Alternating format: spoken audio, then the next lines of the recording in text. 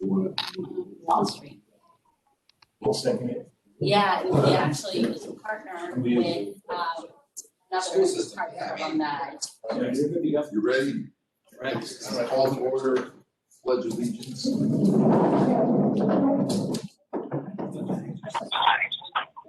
United States of America, and to the republic which stands one nation, under God, indivisible, with liberty and justice for all.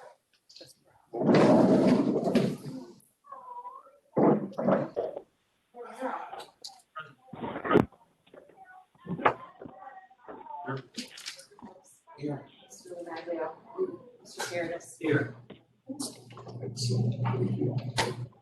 Discussion of the individual budgets was started for the commission.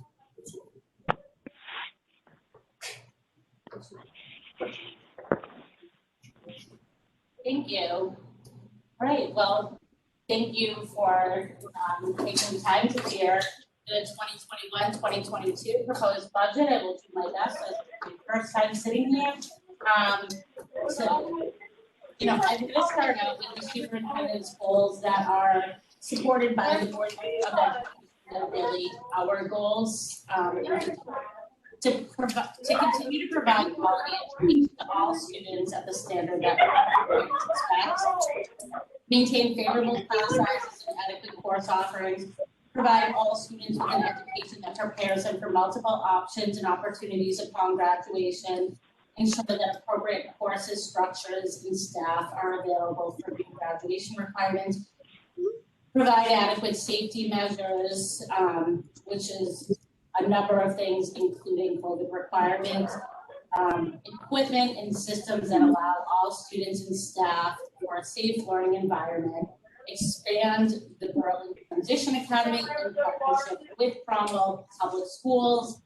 And before we go to the next slide, just to elaborate on that a little bit, for those of you who were on the town council meeting last night, this is currently not budgeted in this operating budget, so I just wanted to draw attention that it is a new cost that we'll have to revisit that at a later time. So we have not landed on that. That's that. So the next slide, the Board of Education's goals really, you know, in presenting this budget, you know, it's so important that we effectively communicate the level of funding necessary to continue to provide quality education that students, parents, and the community expect. People buy their houses in town, people search for school systems. Berlin is a very attractive town, and we need to make sure we continue with that because it's mutually beneficial to everyone. The Board of Education to present a transparent budget and fiscally responsible. And just as a Board of Education, we make a commitment to all of the stakeholders in the community, especially the students and parents that choose our town. And the budget that I will present is in alignment with that. So from the last time I presented the budget, the number has changed based on an adjustment with benefits. So we were previously at 4.56%, and we've had a decrease in benefits. And so now we are at 3.82%. I do want to draw attention that 2.71 are contractual obligations. The only ask on top of contractual obligations is a 1.1%, and that is what I'm going to go through today in our presentation, which includes contracted services, tuition, supplies, utilities, textbooks. So, like I stated, that 1.11%, if you look at the stacked bar graph, the blue are our contractual obligations. Everything above that is 1.11%.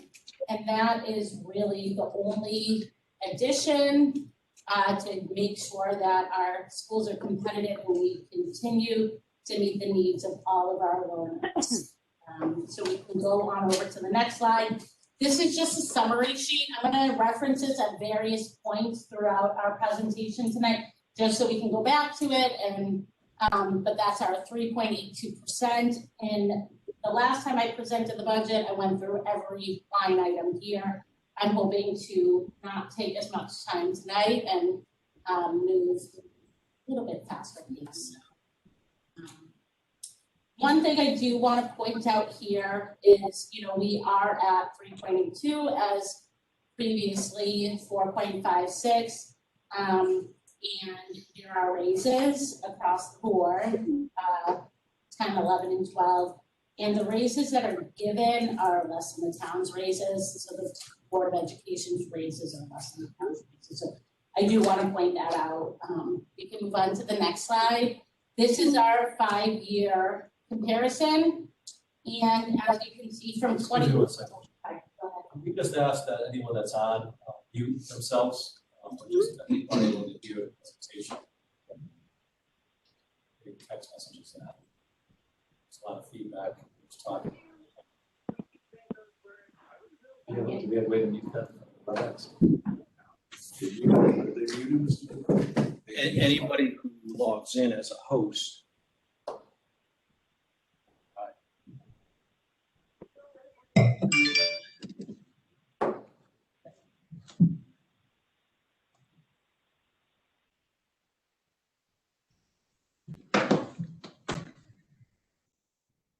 No, we can't hear.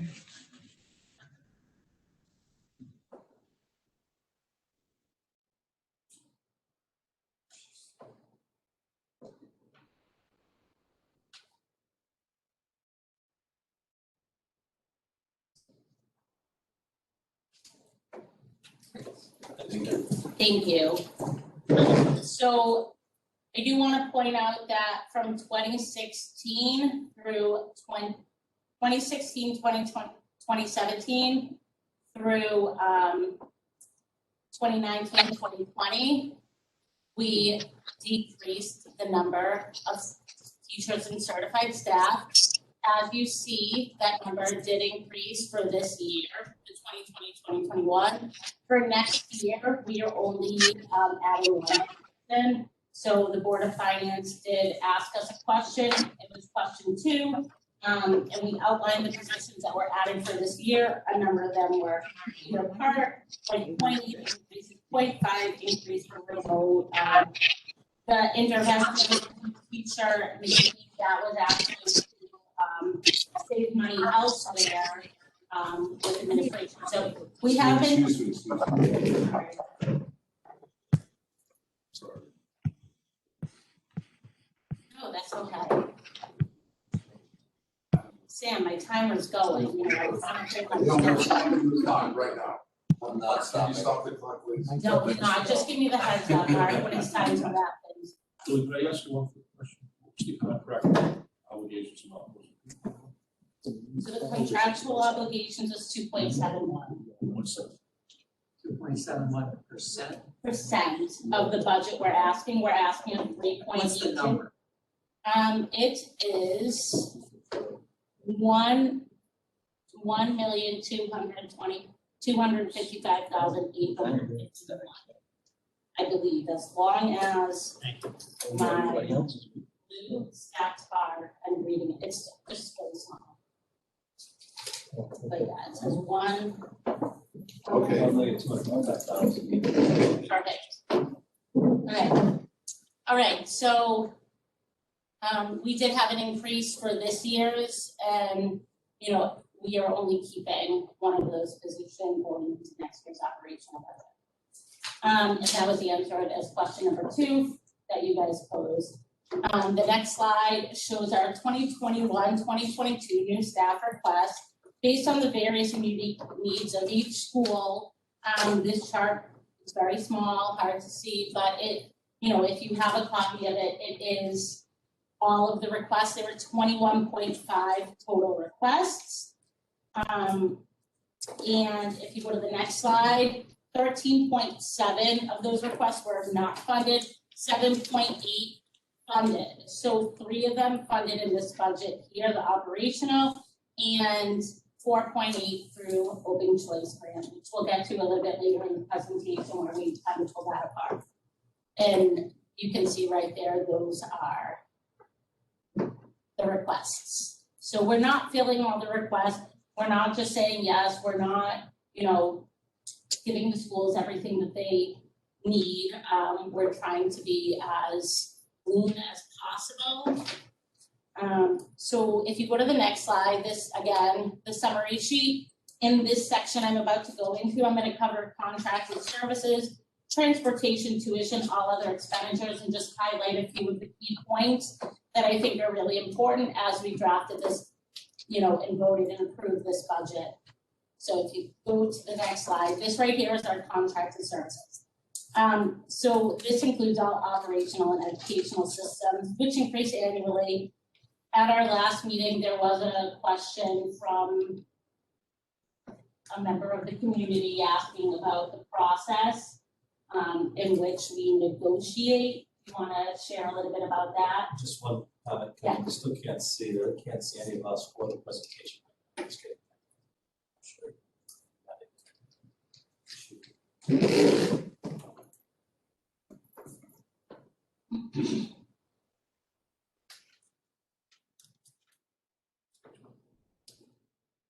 Just when the person came forth and asked about the 3 to 5% increase. Sure.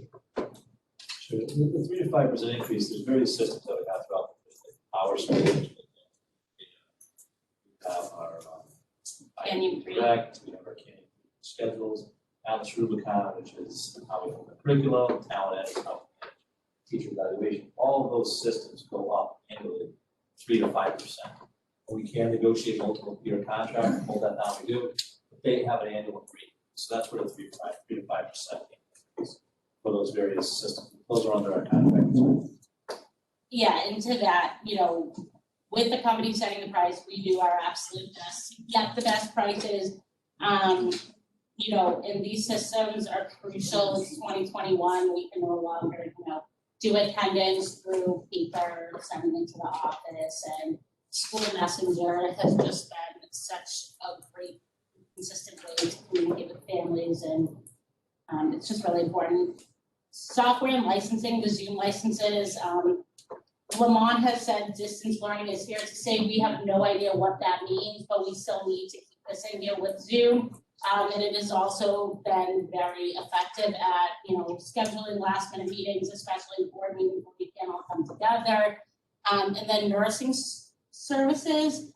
This is $60,000 for 2 students that require nursing students with their IEP, nursing services with their IEP. We have no say over that.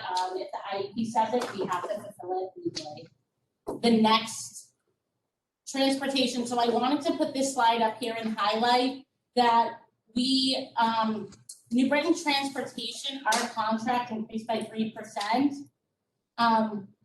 We only budgeted for 1.22% with a savings of 1.78% of that rate.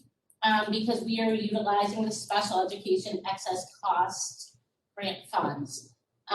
We also had a reduction in repairs and maintenance because, from March through August. So I think it's really important, especially speaking to the goals that I set forth at the beginning, the superintendent's goals as well as the Board of Ed's goals.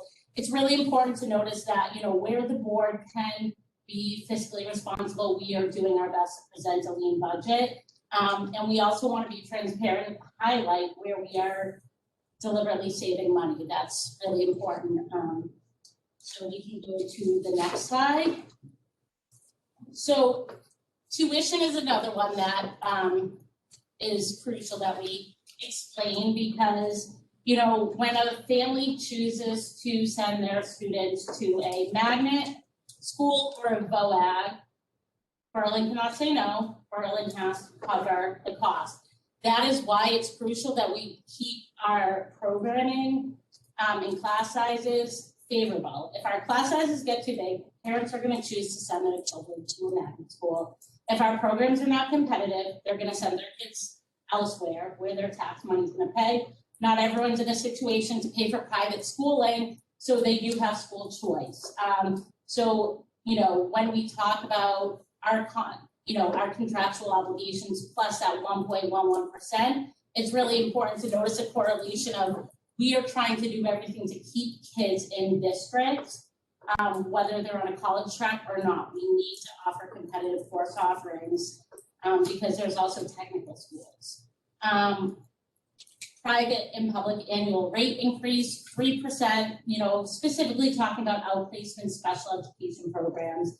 And then, we have an outplacement that is gonna cost us $80,000 next year. Student is currently outplaced and it's costing us that much this year. That wasn't budgeted for, we had to pull from other funds. We also recently had an expulsion, which is going to cost, is costing money this year. These are all things that we do not plan for, but showing you what we can plan for. From the time it presented in the last budget till now, we've had an expulsion. Again, we can't predict that, and we do not know the price set for next year. That's going to be a pretty significant increase. So tuition is unfortunately completely out of our control, so that, we need to make sure we're offering the best education. So all other expenditures, so 2020, 2021, we requested 62,186. We've exceeded this amount significantly. 2021, 2022, we had to increase this number. Original requests over $1 million, we have reduced to 50,000. Capital improvement not accepted in the capital plan. So, we have almost $1 million in unfilled requests at all schools, all levels. Like, this is routine painting district-wide, restoration of recess areas, window repairs, landscaping, mulching, just, the basic things that need to get done, we are not fulfilling. And then if you go to the next slide, again, the summary sheet. So, we've talked about the salaries. We covered the benefits, how that reduced our budget. And then we covered, so utilities, I did not include that. We based utilities off the previous year, last year, our utilities were down significantly. So, because of the school closure. So we're putting in 0%, which we know that probably won't cut it. But putting forth a lean budget, we are doing our best. And we covered transportation, tuition, all other expenditures. So the next part, I'm going to get into the COVID relief fund, the ESSER 1, ESSER 2, and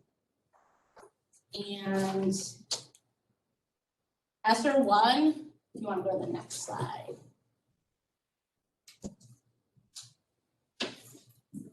I know this information has been shared from the last time I presented till now. I feel like this is kind of old news, but not really. But, this has to go through a process. So if you go, our hands are tied with how we can spend the money. We cannot supplant it from our operational budget.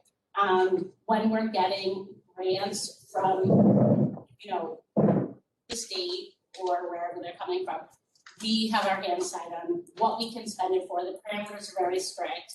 So the Board of Education members review the material, the Finance and Operation Committee, we discuss in a meeting, in a committee meeting, and then we bring it to the Board of Education as a discussion and an agenda item. So at this point, ESSER 2 is only anticipated. Some of that money does go to St. Paul's, which the next slide will show you for ESSER 1. So we did send 10,134 to St. Paul's, and Berlin used, we had to replace iPads, and we have some left over, which hopefully can go towards a COVID vaccine clinic. And that's really what the money needs to be used for. So you can go to the next slide. And again, this right here, this slide just explains that this cannot, it says not feedback.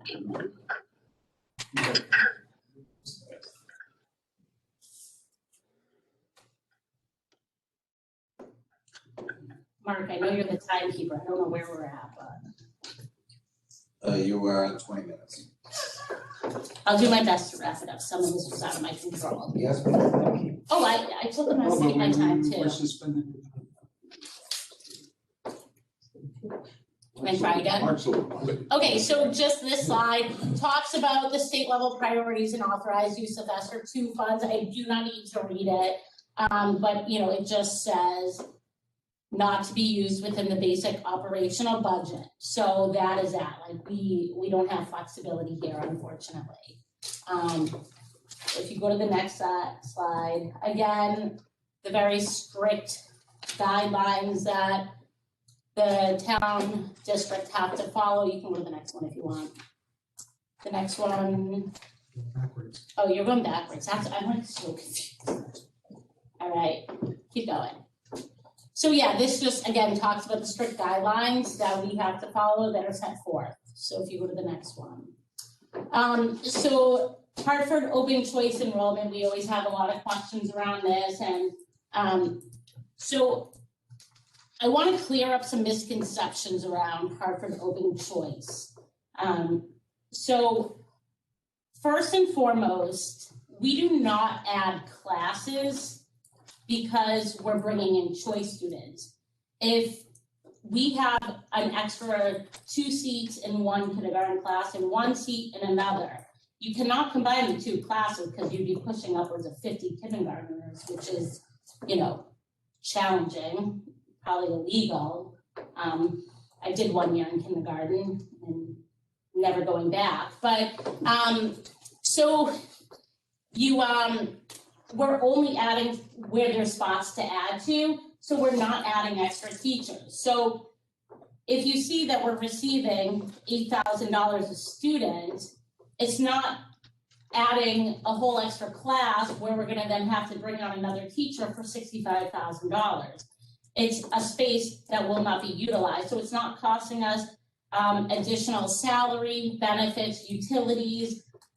Also, with, I don't know if you are all familiar with the scrutiny Berlin Public Schools was under over the summer during the lockdown.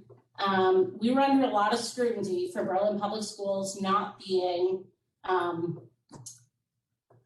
culturally diverse. And again, a part of that has to do with our tax base, right? But people were really expressing a need and a want to make our schools more diverse. And, as community members, there's only so much we can do.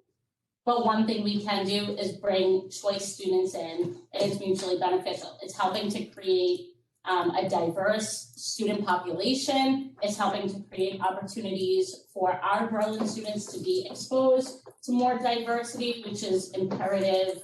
It's 2021, and also providing students with a better choice for their education, where we're receiving money, students are receiving opportunities, both students. So it is mutually beneficial. We do rely on the funding. This does drive our budget down. And, where we are adding students is where there is space. We're not just adding a whole extra class because we're bringing in 9 choice students. It's spread out throughout. And again, we've also, board members have been under scrutiny for saying, each kid is $8,000, we need that $8,000. So, really trying to be cognizant of not attaching a dollar sign to a child, and really just thinking, this is what the community has expressed. The social media stuff that was going on was awful. We now have a social justice and equity committee here in town with the schools and the stakeholders, and it's something that people in our town want, and we want to make sure we provide that. So we also need to make sure we are conscious of maintaining at least at 4%, because like I said, we have budgeted for it, otherwise we're gonna have to come back to you and ask for more money. So the next slide. Can I ask a question on that slide? So one of the questions I asked is, you were adding 4.8 FTEs specific to the choice program. It's going under the choice funding, so we can put salaries on that. It's not for the choice students. We get a choice grant, and then we can allocate salaries for positions. Okay, but the level of students isn't changing, right, from last year to this year? Enrollment? With students graduating out, new students coming in. What I'm trying to, I guess what I'm Yeah. asking is that if the level of students isn't changing, why are we adding FTEs? We're putting salaries on there. Do you wanna speak to that, Brian? I guess I'm trying to get my head around. Yeah, that's why we're here. We wanna answer that, so do you wanna? Sure. Dealing with the choice funds for this current year coming up, in order to have these salaries and the positions that are directly tied to them, we couldn't fund them in the regular budget, so we funded by the choice. But what Julia is saying, I want to be clear, the teachers that we're hiring or positions, they're not working solely with choice, they're working with all of those students. So you're saying that this money helps pay those positions? This money is paying for positions, for actual budget positions, not exclusively for choice students. Money comes from choice, but they're working with all of them. It could be, it could be a math teacher at the high school. I can get exactly who's paid for it. But a math teacher teaches choice students in their classes, but it's also for students outside of But I think the question is it 4.8 new positions? It's this current year here, we have those positions. Well, the next slide will tell you exactly what it Yep. is. So if you go to the next slide, you can see. So this is Hartford Open Choice budget. I know you guys have the printout in front of you, and it shows you the description of the salaries to Hubbard, Willard, Griswold, McGee, Berlin High. And again, these teachers, these salaries are not just going to those students, they are salaries that are allocated under this grant, and again, that's why. So you can see what under all the way in the right-hand column, the 21, 22, the money that is going towards those. So this shows a breakdown of what we've spent to date of the choice grant funds. And the gray account shows that $287,500 of unallocated money for next year. And the next slide, we get into specifics. Do you want to add more before we go to the next slide? Yeah, I think the reason why I was getting confused, I don't know how your allocation process works. Right. So I'm assuming if you're adding 4.8 people in your choice program, it's specific to choice, okay? Yeah, If you're saying 50% goes against, other activities and 50% goes against choice, of the 4.8 people, you're still funding it under the choice. No, we're not It's saying. just confusing Yeah, we're because not- why would you be able to fund, positions under choice when they're doing work for the general fund or the other areas? Because choice funds are not exclusive to choice. Once the funds are into the district, they can be used for equipment, they can be used for staffing, they can be used for COVID. So you'll see, like, if you look, Sal, on the That's why left-hand I'm side. confused, that's why I was Like, confused. if you look at the left-hand side, this is this current year, how we've allocated all the COVID, all the things, everything to the left is how we allocated choice money. The gray column there is next year's, how it's gonna be allocated. Okay, and Julia speaks to the 287, and so the next slide will tell you about the 287. We know based on the monies we expect to receive next year, we get those 10 students, then the monies we should receive, we should have $287,000. That's not earmarked at this time, but we have several options where we'd like to, but we are concerned about doing so based on the uncertainty. So which the next slide we'll get into, but I think this is a time and place to clear up any misconceptions around the Hartford choice.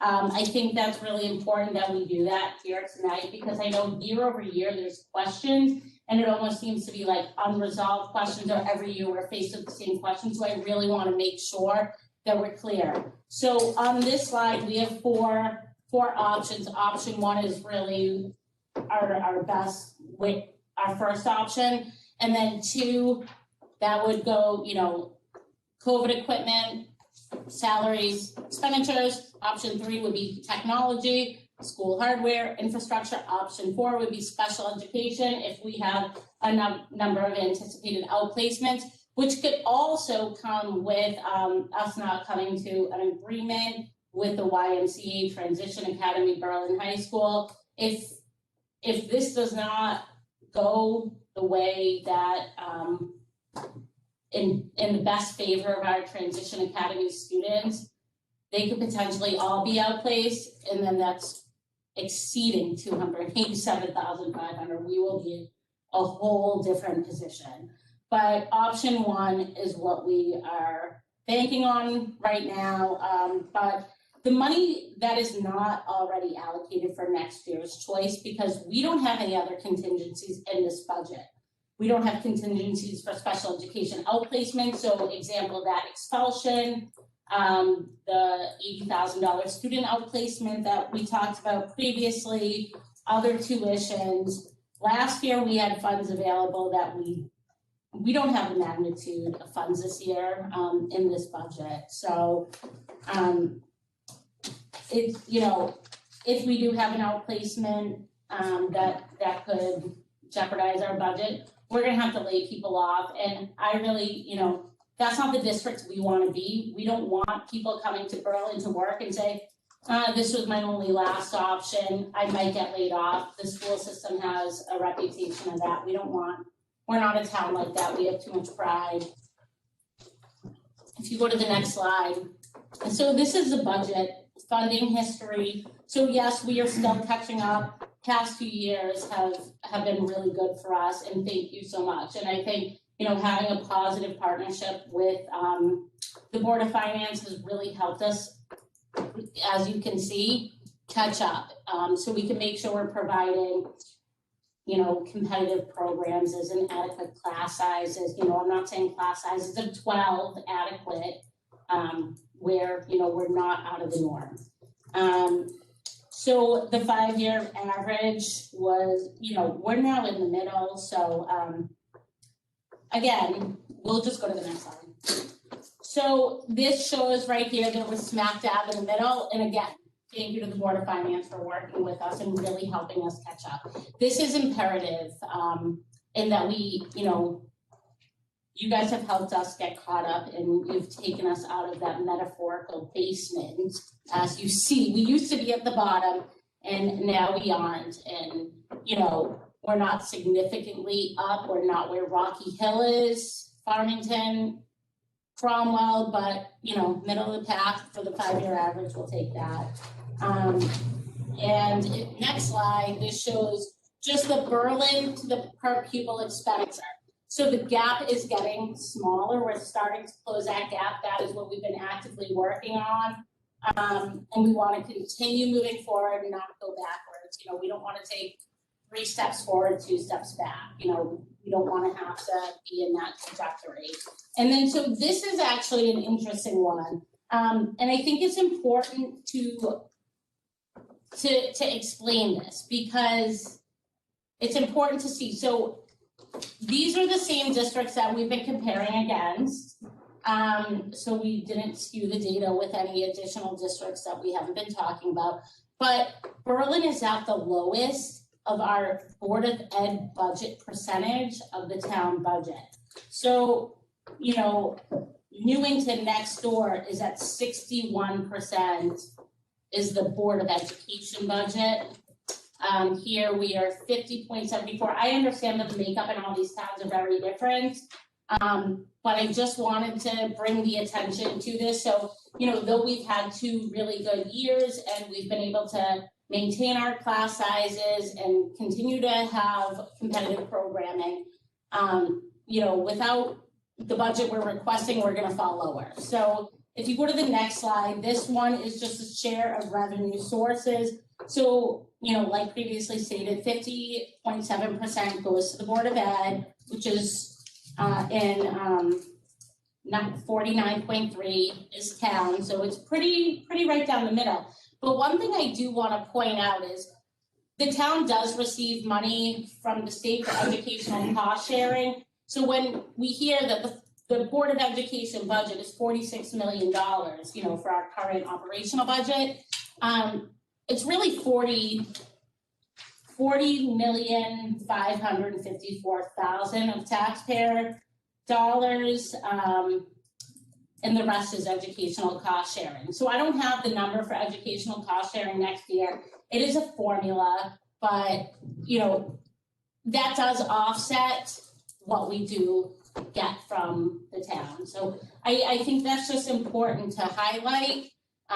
Because often this past year, I've heard 46 million, and I think it's just really important to, it's closer to 41 million and 6 million of ECS funding.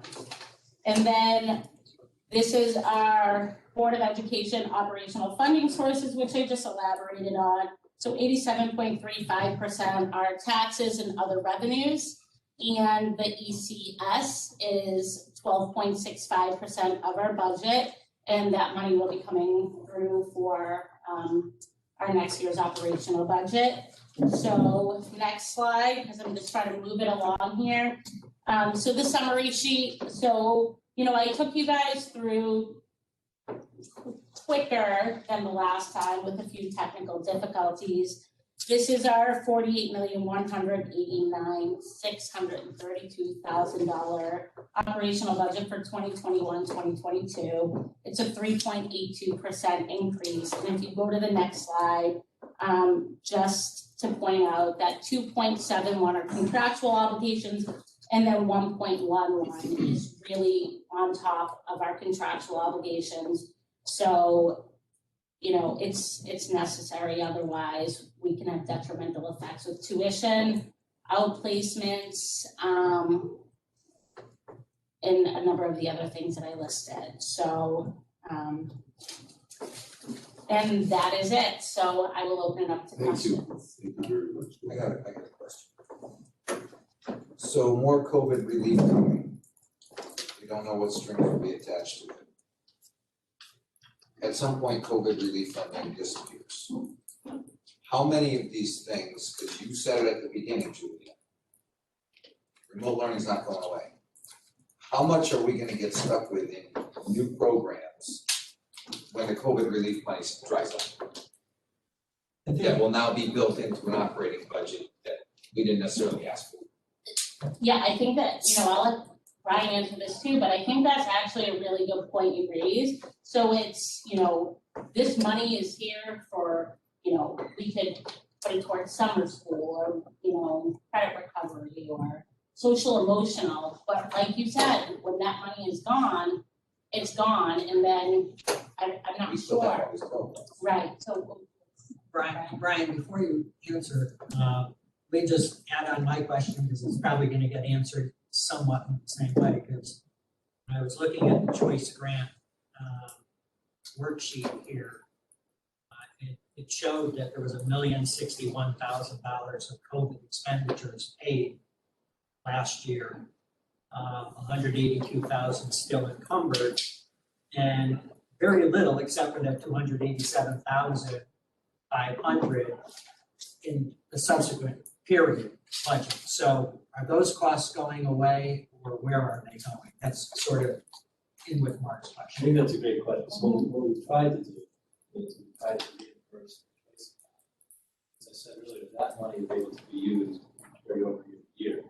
If it stays in the ESSER account, it's used over the course of 2 years, it has to be tied to the various items that are listed there. You're spot on. You'll see that many school districts are putting in new programs in the ESSER account.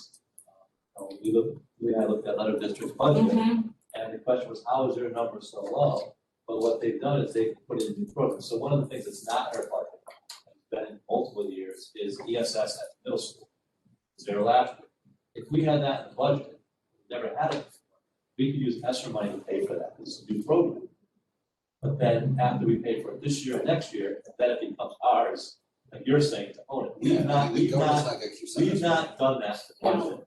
We've not done that in the budget. The one piece that we're looking at the ESSER money right now, we're still gonna talk to the Finance and Operations Committee and Subcommittee and the board, but one piece we're looking at is some type of summer program for, remediation, of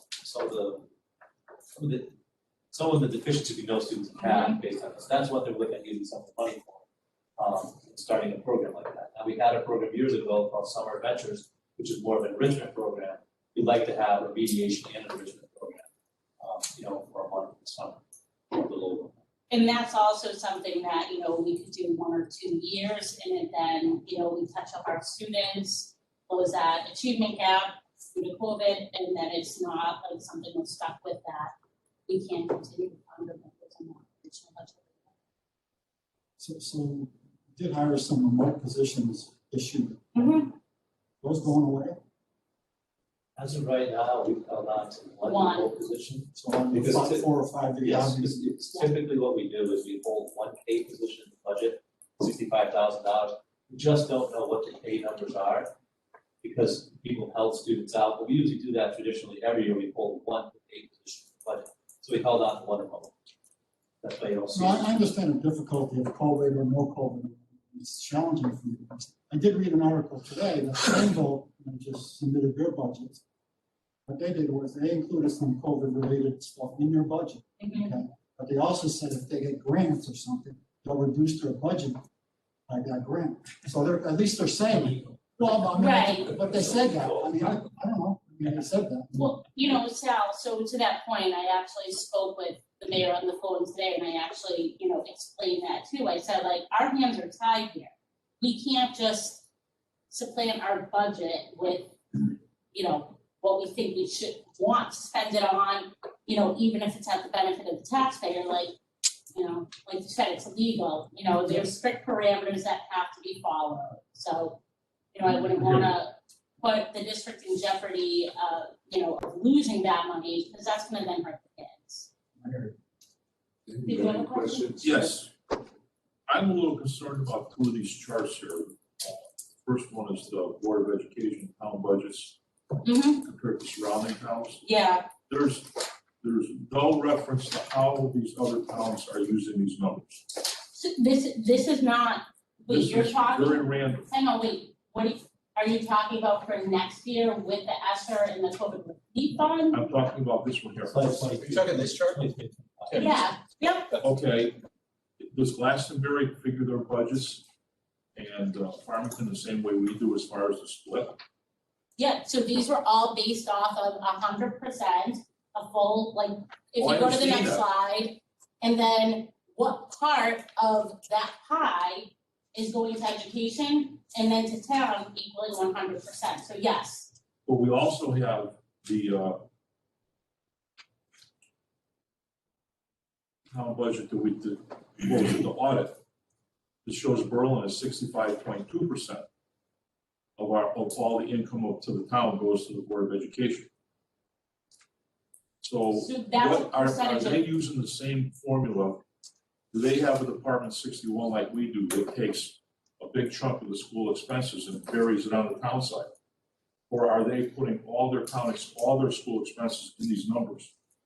These numbers here came from their websites, published in their school. So we get into, just to give an example, like transportation, we use NBT, they have a contract. Another school district, Bloomington, has their own transportation. So there's gonna be discrepancies in how transportation, they have an internal, it's still transportation, but it's gonna be a different cost. So I can't tell you that it's all, but when you look at the totality of the budget, this is how the percentages are breaking out, this is what's reported on the so the It's just data's report- not it's- skewed, My whole but, point is, are they including the expenses to the building and everything else in their budget where we don't? Tim, I think this is what you're referencing, it would have been, we've gone in order, we would have seen this earlier. Yeah, okay, You there's, guys asked it. there's a Board of different Finance number there, meeting too. For actuals. there's And- 3 different numbers on the same thing. Right. So which numbers are you pulling for these other towns? Or is it just, it's There- not random, but what were you? Every town handles certain things differently. Some Exactly. towns will pay for, actually Berlin up until about 5 years ago had electricity in the Board of Ed budget, and then with the energy project, it moved over to Department 61. So when you look at this, the 60-40 split takes the actual education budget, so the true Department 60, the Board of Ed actual expenditures, plus Department 61 private schools, plus school debt. So if you were to say, that's the cost of education collected, debt, Department 61, which would include facilities, maintenance, nurses, security guards, all of those pieces. and we have no way of knowing if some of these towns do it that way, and some of these towns do it like we do. I looked at So some, this is really a very disingenuous chart, to say Berlin is at the bottom. Tim, I did look at a couple of these towns just to understand Yeah, this versus I that. did too, And they are they're all all over the place. different. The other piece, I was gonna get to this earlier, but the other piece, and if you look at the budget, it's essentially the same split. The overarching piece beyond town board of ed that I think you really have to realize is most of these towns are 3 to 5% of their budget in debt. We are 11.5%. That's 6%, and I've said this the whole time I've worked here. I've said that debt and that long-term liability related to the pension, unfunded pension, is squeezing out a lot of things. If you took that 6% and split it 60-40, even if you just went raw numbers, your 50 point something would be closer to, yeah, would be closer to 54, 55%. Whether it's 60-40, whatever that specific split is, the overarching theme is the long-term liabilities are squeezing out both sides of the budget because it's the first thing that goes in. It's a legal obligation. And I'm not suggesting you want to get rid of teachers, or police officers, or anything, but you have no choice but to pay the debt. It's so large, and it's squeezing everything out. My point with this chart is that either Berlin is the lowest or the other towns do their budgets different, and we don't know. So this is not an accurate. So This is not an accurate description at all of the situation of the I don't town. think your intent was to this. No, our intent wasn't, but Was just. no, it wasn't It's misleading just whatsoever. not a good chart. Yeah, but It shouldn't be used. I don't think your intent was to mislead. I just think it's to show that we are doing the most Right. what we're given, and it's not like a dig on the Board of Finance. You guys have been great to us. But to Kevin's point is, looking at it differently, it's 54, 55. So that still means we're at the bottom 3 of the 3 lowest towns, whatever way. Like data can be skewed. We did not skew the data. No. We tried to be as accurate as possible. Right. But with that, like we're still at the bottom and we're doing the best we can with what we have to maintain favorable class sizes, competitive programs, keeping our students in district, whether it's special education or, not sending them out to technical schools or magnet schools. And we're just really trying to be as responsible and transparent as possible. I know it does, it's your job to go through our budget and ask questions, but we wanted to really present. In my opinion, the charts are relevant, compared to other towns are relevant. The fact is what relevant for what type of education system. It's irrelevant. I don't think it's helpful to use the chart, but we don't know But I think this, parameters are. the chart, everything's irrelevant, because at the end of the day, we can compare ourselves with other school systems. It's irrelevant, because it's what the people in the town of Berlin want to spend for education. I really don't care comparing with other towns. I've never really been big on that anyways, comparing with other towns, because other towns have a different situation. Take Farmington, their economic base is unbelievable. So if you look at per student capital, they spend more because they collect so much money on economics. Same thing with Glastonbury. It's an unfunded town. Same thing with Rocky Hill. Rocky Hill's got all these apartment buildings and they're expanding their school systems unbelievable because they have a lot of people. We're just a little town. We're just those charts. We can spend so much time in the charts. It's irrelevant. The fact is what we want to spend. And that leads me into the other chart, where you have a list of the increases by year, which looks good. Berlin's in the middle, but my question is, all the other towns, are they losing students at the same rate that Berlin is? It's across the state. It's happening across the state. Rocky Hill is the highest on the chart, and they're in growth. Every one of these towns that I checked into based off of the same information that you had in your first presentation is losing students. Some are neutral, some are losing it not at the rate of Berlin, and a couple of them are gaining students. Rocky Hill is booming right now. So Right, they're the outlier on this this is chart unfair. though, significantly. what's that? Rocky Hill's an outlier if you look at these numbers. Yeah, They're and three we're point in the nine middle. one. Right, we're in the middle. And that is, we were at the bottom, and with that, looking at this, that's where, on behalf of the Board of Education, we're thanking the Board of Finance for working with us, bringing us up because we were cutting people in programs, and that's not what the people in town want. That's when we have this room filled with over 100 people reading us the riot act at a board meeting because we're cutting a tech ed teacher, or there's talk about pay to play athletics, or we can't fund certain things. And that's when, politically, everyone is getting involved who, is saying, Board of Education needs to do this, but then, we're constantly getting cut. And the past 2 years have been really good, really positive, but, it's evident that. Do you have any more questions? No, I'm good. I had 2 questions. I think you did a great job with choice. Thank you. Questions that I had. Appreciate that. Okay. Mark asked a question about the COVID importance as well. I think I like to use what I have just at home. I don't care about my neighbor. Can you talk a little louder? Sorry, I just think that we should do the budget with the money that we have. Could care less about it. Sorry, it's what we have moving forward.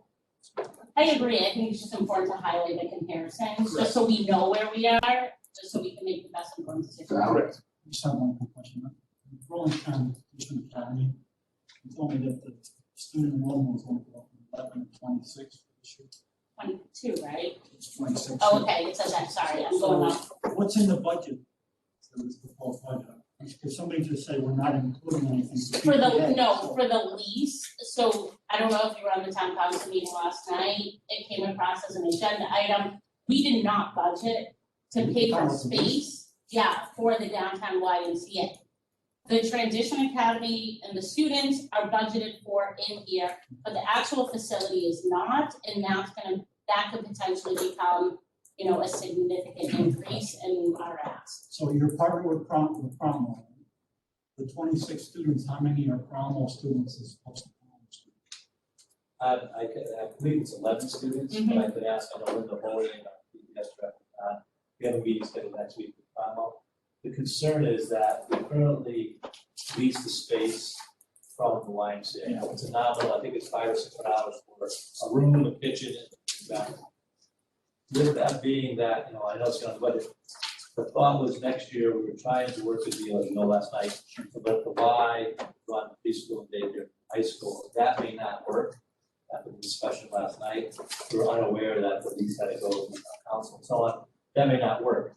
The concern is, yes, we could run Burlington Transition Academy back in high school, we did that 5 years ago. Doing that, we had 2 families opt out.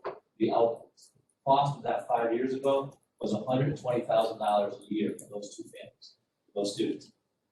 Bringing the students back to the high school, if they opt out, we will not win the due process here. We will end up paying, and then we'll if they're out there. So we gotta keep it off-site. If the Y doesn't work out now, which it may not, we have to find another location off-site. And the reason why it worked, it was downtown, close to the bus stop bank. So we need to find another location. We don't have money for it. Now we have to get a lease agreement, which probably will be a minimum of $30,000 to $40,000 for the space. Given what, our business manager did a little analysis of what space is going on our path. Then we gotta spend some money to retrofit the space to get the kitchen and everything else.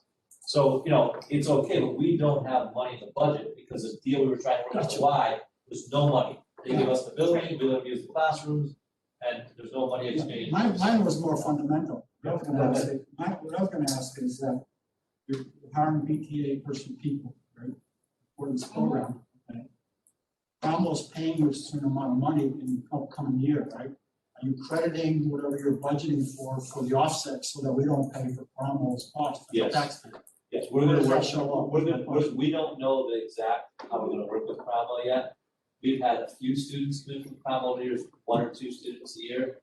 They wanna partner with us where it might be a joint shared, so they're helping us pay for the vans to transport the students to work locations, pay for the coaches. We just don't know that yet. There's a meeting with myself, PPS director, and business manager, to discuss what's practical. We have a whole nother, I'm shifting only because we have a whole other issue now. I just don't know, I guess, where's the cost being credited? You taking BTA costs out of the budget somewhere and crediting, so to be paid for Cromwell? Once we set up what the parameters were, yes, there'll be Okay, so some. right now, the budget includes your cost for Cromwell, it should be taken out. Where does no? You can speak to that. Yes, I can't say to you that I know the funds have come into the special education program as tuition in for the students we've had, we've charged them per pupil, we charge them per pupil rate. I don't know if that'll be the case next year, Sal, with that coming in until I have that conversation. Okay, I mean, we'd just like to know, because I don't want to put costs in there that should be charged to the Absolutely, public. absolutely. Well, got any other questions, Jerry? You have any questions you're thinking through? Good, Mark?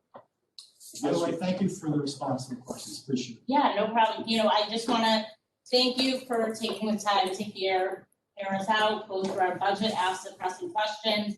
And at this point, we're gonna turn this budget that was unanimously voted on by the Board of Education. We fully support it, and at this point, you guys can decide the quality of education that we want in this town, making sure our town is still attractive, our education is still competitive, and we really want our Berlin school systems to be as best as we can possibly be, and I hope that we're all in agreement on that, so I'll leave it there with you. From a personal standpoint, in that pandemic, I just can't see a need.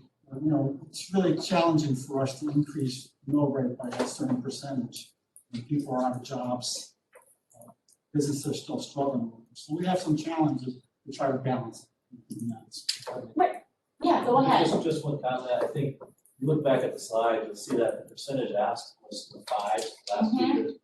After this rate adjustment in the 3s, and you can see that most of it is staffing, we really try to be cognizant of that, knowing that there's a lot of people that are hurting out there, and we don't have a lot of extra. As another year, we had 2% more, so you're talking an extra $1 million in that time. But also, as someone who likes to watch the housing market, houses have been flying off the market in town. Our tax base are paying their taxes. And I know people who have bought in town to send their kids. I have a 6-month-old son myself. I want him to be able to go to Berlin Public Schools. I don't want to have to send him out to private schools. I don't want to have to send him to magnet school. I don't want to have to put him in the Hartford Montessori. I want Berlin's school system to still be what it is now in 4 years, and the best way we can do that is by making sure our school system is competitive and attractive, and that's the only way we are going to keep businesses and our housing market continuing. I have total confidence in quality education. Baby Jack needs it, I know, we have we pride ourselves on our educational. Yeah. When it's people and It's gonna be a programs. tough budget this year because of COVID, but we worked it through last year, we'll work it through this year, I'm so confident that. And just the last closing point, I think the kids have suffered too much, and the kids have gone from a very consistent life where they never know. If adults are struggling at the rate they are, kids are really struggling, and we're all seeing it. Being married to a school teacher, I see what the teachers go through. I mean, if you're not in education, or if you're not married or have somebody in the family, to see what teachers are struggling with their kids on Zoom and get phone calls at 7 o'clock at night that these classes are in quarantine. Every night I get a phone call at our house that they're quarantined. Kids don't know, and I think the teachers and the administrators, not just in Berlin, probably throughout the country, have done an excellent job. And, they're the ones on the front lines of COVID, really, and with the emotion of the kids. So I want to thank each one of you. You've done a great job in Berlin. Superintendent, you've really done a great job. Yes, Brian in has Berlin. done an excellent And I also want to thank you, the fact that I think we on the Board of Finance should thank you guys, because you did have that $1 million choice last year. And you did save that money. You did buy the COVID stuff that with your choice money, it didn't come to the town. So let's put on the record that the Berlin public school system did not ask the town of Berlin $1 for their COVID plan. I want to thank you for that. On that, I think we're all set. Thank you. Thank you. Rose, she used up all your time, so we're not. Sorry. I was trying, I had You know my what, camera we just going. need to give the Board of Education Who's their warming up input, and here? just say, LaRose, We had technical difficulties, those were my fault. Well, thank you very much. Thank you. Yeah, You well, did a good job. You kept that price. I think you're part of Yes, no, I've been working hard at, Thank you. cutting it back and being concise. And now it's Mr. Delaney's turn. Oh, my God. Alright, well, thank you very much, That's and right, for us. Pleasure meeting you. you too. Thank you, everybody. Thank you. Thank you. Good luck to everyone. Oh, thank you. Mr. Chairman, how much time do we have? All time. All right, so we probably will take, Well, I'm saying that he knows that we're gonna be out, we're gonna be done by 9. We're close to by 9. The meeting is supposed to start. so, It's up to 9. what I'll do, good evening, everyone. Hello, how are you? Yeah, Nice to see you again. sounds good. So what I will do, I'll make some introductory remarks about the process and I'll be complete with thinking this year with the budget. And I'll turn it over to Kevin, you say Mr. Delaney, to go over the slides, and I'll come back again during general comment. So when we started this budget process, we were all very much aware of the economic challenges the residents and the businesses were facing. Most of us are sensitive, I would like to call myself, Kevin, both fiscal conservative. So we told our department heads, please do not submit any additional funding requests, unless you're going to compromise the level of services that you're providing. If you're going to put the town at risk or with the liability that we are doing. You know what? They all are. Right?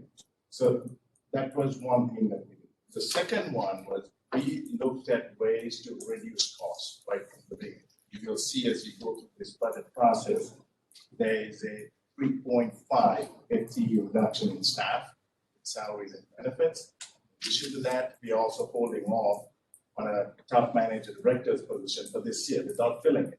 Because if things are tough, you want to try and maintain the cost to a minimum. We did the standard stuff in the revenues. Some of the revenue numbers were adjusted down to reflect the market conditions, interest rates, and also fee for service. They were not realistic, we brought it down. We don't want to build any cushion and have inflated numbers and later come in bite us. And finally, recognizing that COVID is not going to be here forever. Most of you know, since last fall, Berlin has had over 20 ribbon cuttings since last fall, yeah. And we want to maintain that momentum. In order to do that, we are all asking you for an investment in economic and development. And this is to build the reputation around Berlin, the town of Berlin, and the business. That we want developers, residents, and others to know this is an easy place to do business. Jamie given me examples of 5 years ago, we had a horrible reputation. The staff here, they've turned it around. And we go to these ribbon cuttings and people say, you're a great place to work. The town is very helpful. We're happy to be here. We want to build on that. We got massive developments coming through. Residents are doing a lot of work. I don't want to have a reputation in this town where you say, if you come into the town of Berlin, you're not going to get a restaurant for 1 month. It's low. It's just the opposite. The bigger picture here is if you can expand the grant list and if you can bring in more taxpayers, you can keep the mill rate low in the long run. So that's what we're trying to do in terms of the investment. So with that, I'm going to turn it over to Kevin, and I'll chime in every once in a while if I want to add something, if you don't mind, and then you come back to the general. Overall budget, we've seen the numbers. $98 million budget, up $6.5 million or 7%. Would necessitate a 1.6 mill rate increase. Julia mentioned earlier about the benefit changes. We, as much as we pressed upon Anthem and the underwriters to try to give us the rates close to the budget, we didn't have the health insurance renewal rates. And as expected, they came in lower than we had anticipated. So that represents a better than $400,000 savings between the Board of Ed and the town. And we'll be bringing specific numbers for you guys to vote on and take it out of the budget. Presumably it's your first workshop. That's the kind of cut I think everybody likes. It's lower cost to the town, take it out, and it saves on the budget. So good news from there. It's 10%, what's the minimum? Overall, the number's about 3%. It's actually not even between the town and the Board of Ed, but overall. State funds. We're using the governor's budget proposal.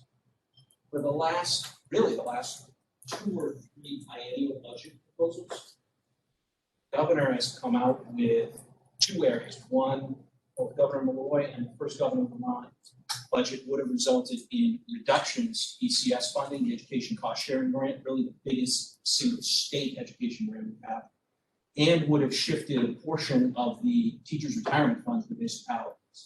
In each of those instances, the legislature stepped in and basically said no, both governors, and saved the towns. This round, Governor Lamont came out and said, I'm not going to propose either one. He actually is taking a 2-year hiatus on the agreement that was reached in 2007. You may recall the 2017, the protracted budget battle that resulted in a 10-year shifting of education cost sharing from a large number of towns to the alliance districts. He's actually proposing to take a 2-year break on that. So essentially keeping everybody's ECS money flat. We'd expected a $90,000 reduction. The flat funding is in the budget here. We don't have anything in here for teachers' retirement. The governor's not asking for it. We don't anticipate that the legislature would introduce that, so we think it's reasonably safe not to include any education cost sharing shifting to the towns. The grand list, the budgeted grand list grew, and that is good news. The growth in that is worth just over $1 million at the 3393 current level.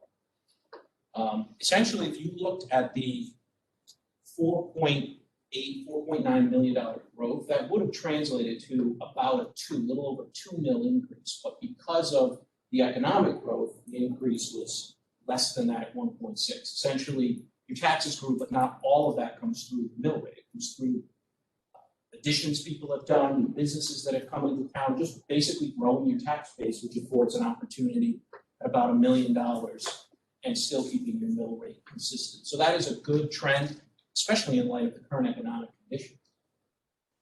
The chart below tries to take a look at the major expenditure drivers, and these are not a big surprise. I'm sure the moment you looked at the budget, you saw Board of Education, General Government Operations, Capital, the DB Pension Fund. But then looks at the revenue offsets, and we'll get into details on each of these a little bit more, but when it came to some of the general government increases, they are designed to help address or deal with some of the revenue growth opportunities. Sometimes you can't just always have revenue. Sometimes there's a cost element to achieving that revenue growth. So we tried to couple those. In addition, as I do every year, and I fully expect you'll make the same move you make every year, but fully funding the actuarial determined contribution and using the savings. We go through this every year, and every January I come back and ask for the money, and we'll go through that. We'll do that dance again this year. But this tries to kind of lay out, and after you look at the revenue impacts that are in there, you'll see that we're down in some key revenue areas, growth in the Board of Ed, growth in general government, and capital really are your primary areas where the costs have gone up. I'm going to skip these two slides. I think we've spent enough time on them. So we'll jump right into some revenue. A little bit of details. Stop me if you want more. Local taxes represent the largest funding source. We've maintained the 99.3% collection rate in here. That is a strong collection rate by real terms. That's a strong collection rate by budget terms. I did actually look at a few other towns to see what they're using, and this is definitely on the high end.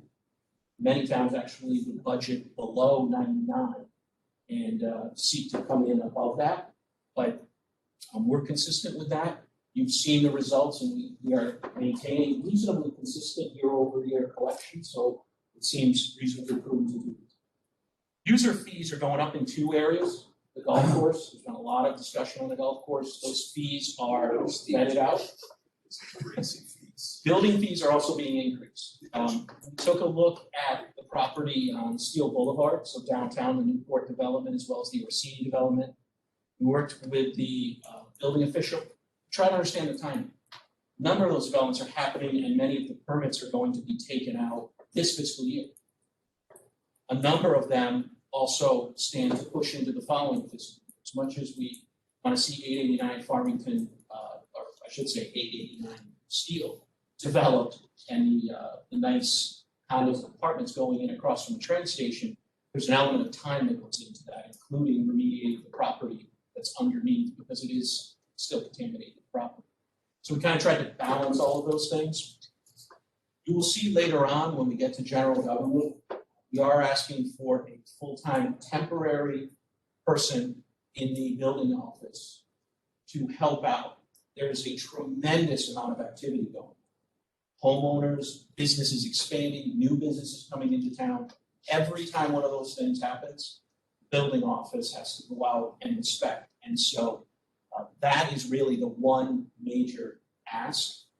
Again, it's full-time because there's so much activity, but also temporary, not designed to be long-term. And it's offset completely by the growth in revenue. Second area is, we've talked all year about the risk, and I think the last meeting, I think everybody kind of came through reality. The risk is a real risk in the VNA. So it seemed prudent to take the revenue down. The good news is, in recent weeks, the census has begun to come back up closer into the 70 area. So not the 80, 100, 120 we talked about a year and a half ago. I'm not saying everything's rosy and great, but it is trending in the right direction. So we are seeing the revenue down, and just to lay it out there, and we talked about it at the last meeting, to offset that, the town is also defunding 3 positions within the VNA to offset the impact of the projected revenue decline So how much is the loss projected this year. in this budget? In this budget, you're looking at about 900,000. 900,000. Wow. We're worried about the golf course. The council's worried about the golf course, maybe. The challenge you're gonna have, and we can get into it with general government, but just to put it out there, the challenge you have is it's a fee-for-service business. So to the extent we start reducing costs, the place you're gonna reduce it is staff.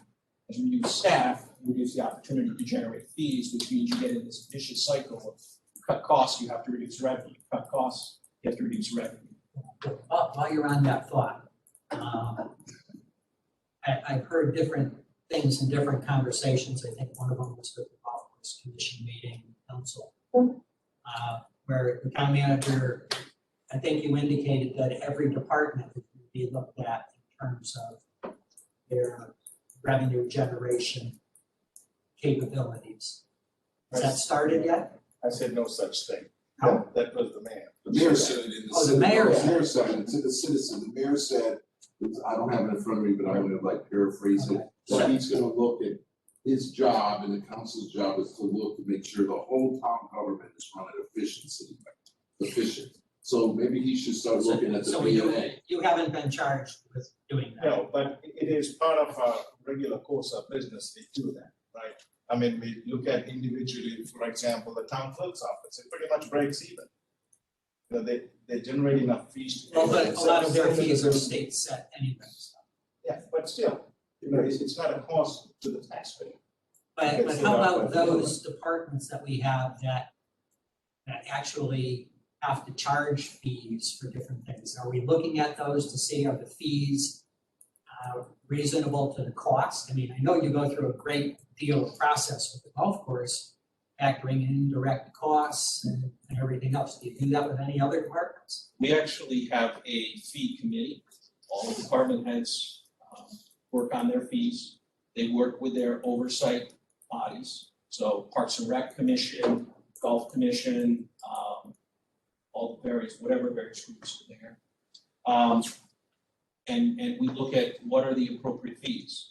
It is a balance. For example, there's only so much you're going to charge for a season pass to the swimming pool in town for 6 weeks. Could you increase that? Could you double that? Sure, you could double the fee. Are you at a point where someone could actually go as an out-of-towner to New Britain and buy a pass for less? So those are the types of things that the directors look at, and they come back. The fee schedule is reviewed every single year. It's brought forward to the council, the first meeting in February, to be approved every single year. If I may interject, Yeah. part of it, the thinking, believe the Parks and Rec and the library is seen as an event. The golf commission, the Timberland Golf, it's in the ordinance, it's mandated that the revenue and expenses match. Hence, we're having this discussion about how to move forward. They could change it. It's not in the chart. The council could actually change it.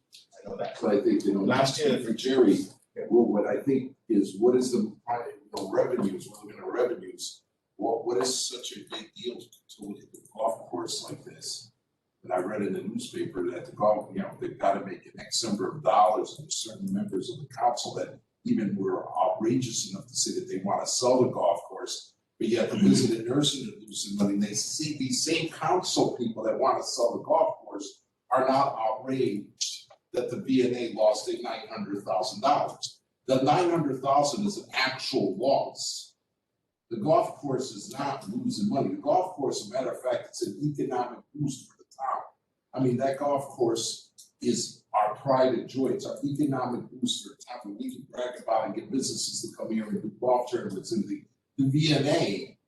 And so that's what I'm trying to get on. I'm not speaking for Jerry, from my personal point of view, is I think the priorities of the councils are a little screwed up at this moment. And reading the newspaper that the mayor says he's looking at everything. Well, the council had 3 years to look at the VNA. We've been talking about this for 3 years. And the mayor and the council have done nothing for the VNA, but yet they want to sell the golf course. I mean, They're not selling the golf course, they're looking into all. but there are certain members of the council that want to sell the golf course. We didn't put together. No, it's not your fault. We I'm didn't put just together talking a about the revenue council. budget based on, Which members want to sell the golf course? Charlie Panessa wants to sell the golf course, and there are other members of the council who want to sell. Charlie I've Panessa. never heard Charlie say Yes, that. I don't yes, know anything about yes, the he other. has. I've heard him at the council meeting. nobody's proposing to sell the golf course in this budget. So, No, but I mean, let's not sugarcoat it. Service fees, and these are two areas, we all know the interest rate environment, trying to right size it and make it realistic. Bond premium was in the budget and proposing not to keep that in there. And then fund balance used to fund contingency, we are proposing, again, to go back to the $300,000. This year, we had $100,000 in there. We had that freak disaster storm in August. We were actually fortunate to be able to use some grant money, but in exchange for that, it essentially deprived us an opportunity to redo at least one town, and that's where the trade-offs come in. It was necessary. It needed to be cleaned up. It was a public safety matter, so the decision was rather easy. But those are the consequences. We'll have some contingency to work on that. Again, state funding assumption, so $5,870,600. That's what's in the budget. That's the governor's budget. We think it's prudent to leave it there. Municipal stabilization grant was flat in the governor's budget. We left that flat prior year as well. And again, no mill rate impact by assigning the fund balance for the actuarial determined contribution. And personal property audit fee. The personal property audits continue. The fee is increased by increased back tax revenue. How do those do? They actually do quite well. I will likely be coming back to you the next month or two as we appropriate, as we've exceeded what we budgeted. And bear in mind, we don't pay the audit firm until we've actually collected the cash. It's not the finding or even the billing, it's the actual collection. This is an eye chart above, hopefully you can see it on your desk. One thing I want to talk about a little bit is unassigned fund balance, just to kind of level set. Because a lot of people I've talked to have been kind of surprised when they hear the different uses of this, not realizing as we go through the process what it's being used for. So CAFR had $17.4 million. That's the audited, unassigned general fund balance.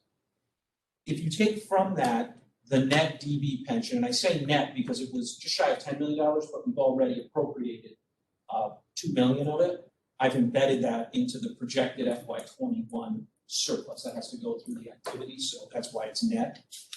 Proposing to increase contingency $200,000, but also use fund balance. We're not proposing to tax anybody for that possibility. But it is also, instead of doing a non-budget appropriation, which is a 4-meeting process, this would be a transfer process. Contingency, we never spend a dollar from contingency. Any money that's put in here, we have to come back to the council and the Board of Finance to request to transfer it to an area to use it. So even budgeting for it still can't be spent from contingency. So again, it's using savings and has to get approval. We have a series of refunding grants. These are state grants where the town will be refunded the money. This is where savings comes up. There are some towns who elect to have a much smaller fund balance. When these grants come up, they will actually go out and borrow in the short term, and then when the grant is reimbursed, they pay off their short-term notes. When we issue a short-term note, it's going to cost us $20,000 to $25,000 to do that, between legal fees, marketing, issuance fees from the advisors. It doesn't seem prudent to spend $25,000 when we have an opportunity to use our own money for the betterment of the community. There's obviously a large number. Right now, I've got 0 in. It's a tough balance right now between whether we're going to end up slightly in deficit at the end of the year, a slight surplus. The one unknown, and the mayor referenced this last night, is if you look at the details of the package that is working its way through the Senate this week, the bill that came out of the House would translate to considerable money for municipalities and school boards across the country. Berlin's share would be over $2 million for the municipality. It would be even more than that on the Board of Ed side if that budget passes. So if that happens, the money would come to the state, and right now, as the provision has it, the state would have 30 days to pass it out. They've actually already given the role of this is what the towns would get. So that would, if it plays out that timing, we would recognize a state grant, a state grant on behalf of the feds in this year's budget, as we did with the Coronavirus Relief Fund, ESSER, and all of those elements. And right now, the provision is that there's no time limit on spending that money, but without seeing the specifics, I don't know what the rules and parameters are on what can be spent for. I thought it was 800 for the Board of Ed. But I haven't seen the board's numbers. That's what they used last night, I believe. Yeah, I think that's. So you're looking at, potentially that would have a dramatic impact on this number and on the results. But again, one-time revenue source. Not something we can take into the budget right now, but if Congress continues with its plan, the expectation is that by the end of this week, apparently they reached a deal with the president today, so they're going to apparently still plan to vote on the bill by Friday, go back to the House, and ideally by March 14th, they'll be issuing checks to individuals, and hopefully before the budget is adopted, we'll have a feel for whether that money's there. So I bring that up to say, we have the policy for what it is, but 11%, it's prudent to have a minimum threshold, some sort of savings. Unknown events do occur, and it can be beneficial to the town to be able to react to those. But realistically, if you take, the pension liability, what's that number? It's like 8 million. So realistically, you have $8 Which we've already dedicated to considerable projects, right? Really, it's about $4 million. That's what this is designed to show, is right now as we stand. Keep in mind that the fund balance also represents your backstop. Fire vehicles, you've got air quality study, there's some short-term demands as to where that's gonna go. We've got school vans, there's talk about the Timberland Clubhouse, there's a lot of talk about those things. But it's also a true backstop to Berlin Water Control. Admittedly, it's supposed to stand on its own, but if it doesn't, the town is the backstop. The insurance funds and any special ed costs that Julia and Brian referenced tonight.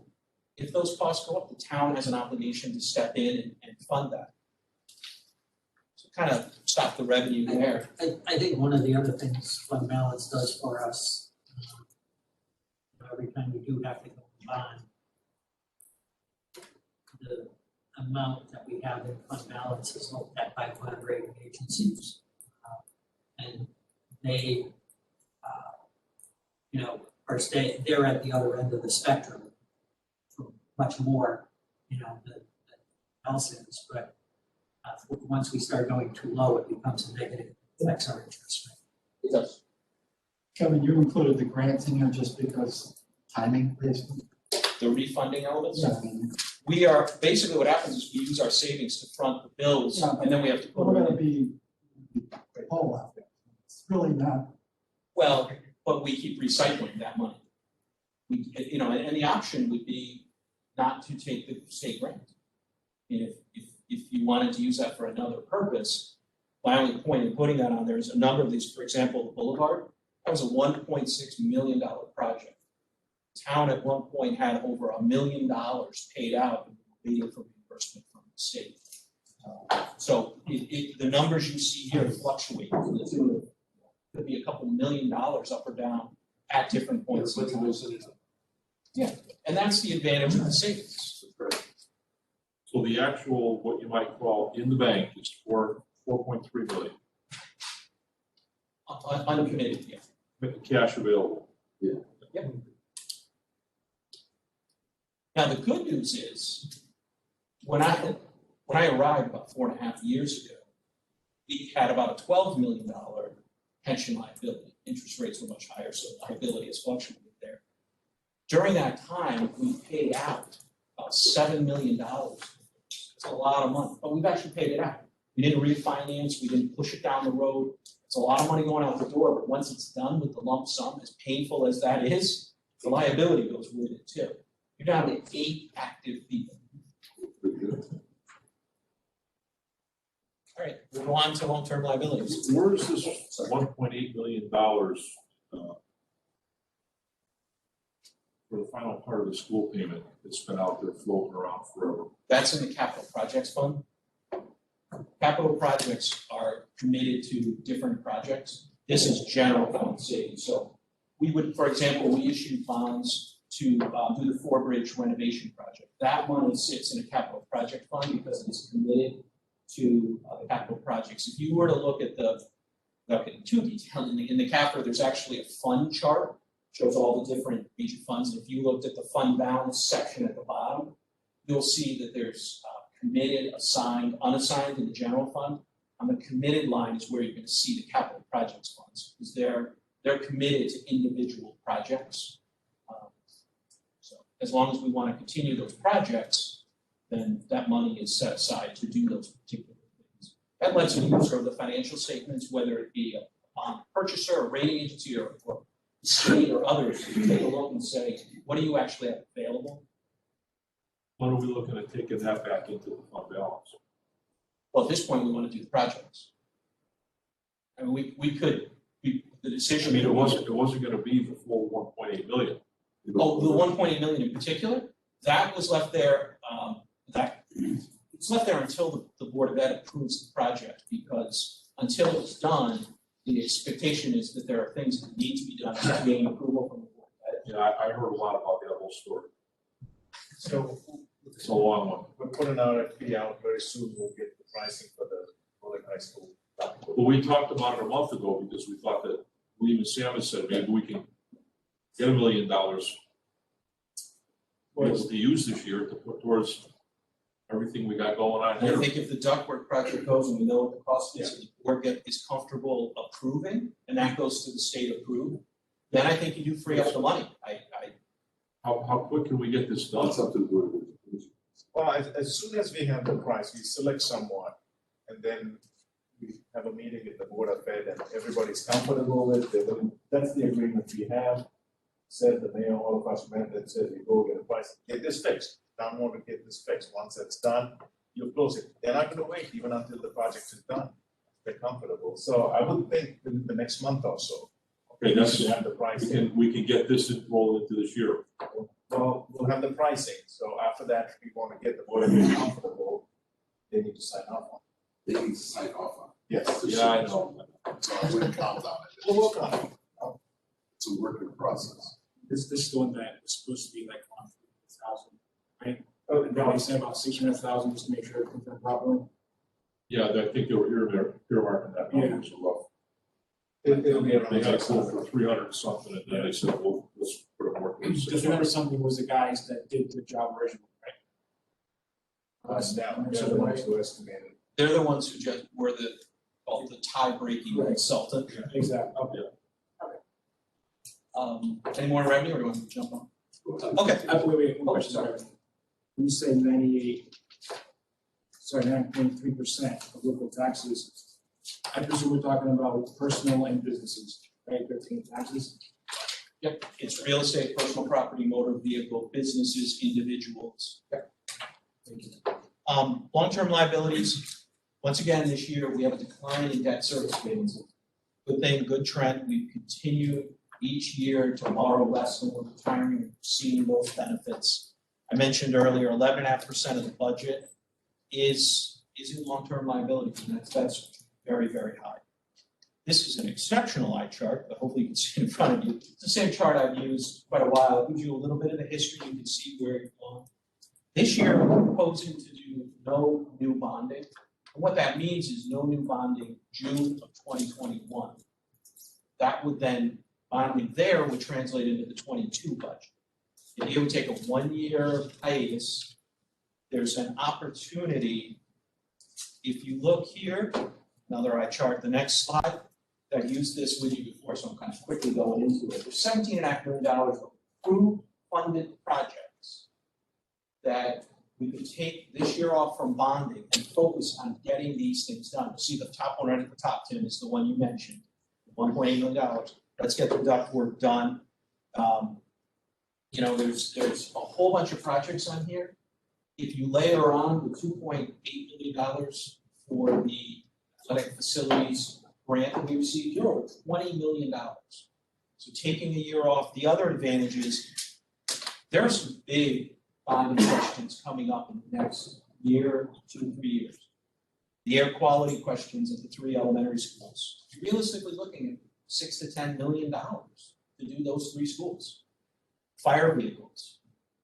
Mr. Simons is here tonight. It's not just the one that we've ordered in January and paying for that, or even the next one. There's a few others, and then there's an opportunity to break, but we've got a few to replace. They were replaced around 2001. So you're dealing with 20-year-old fire vehicles. The swimming pools and pool buildings, we talk about this for a while. Pool buildings, every year, there's things to be done to it to gain approval from the health inspector.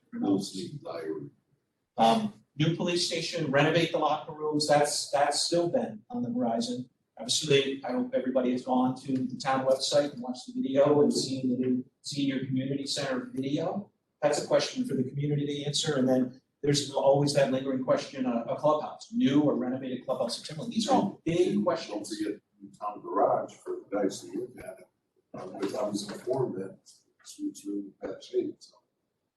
The opportunity to take a year off, knowing that there's a tremendous number of funded, approved projects to work through, and knowing what's coming up on the horizon, it's an opportunity to retire about $8 million of debt and take a break.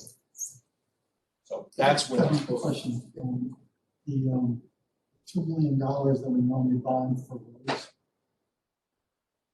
How does that work if we're gonna delay? We haven't bonded for roads in a couple of years. We're using state grants. We're using town aid road and municipal projects grants.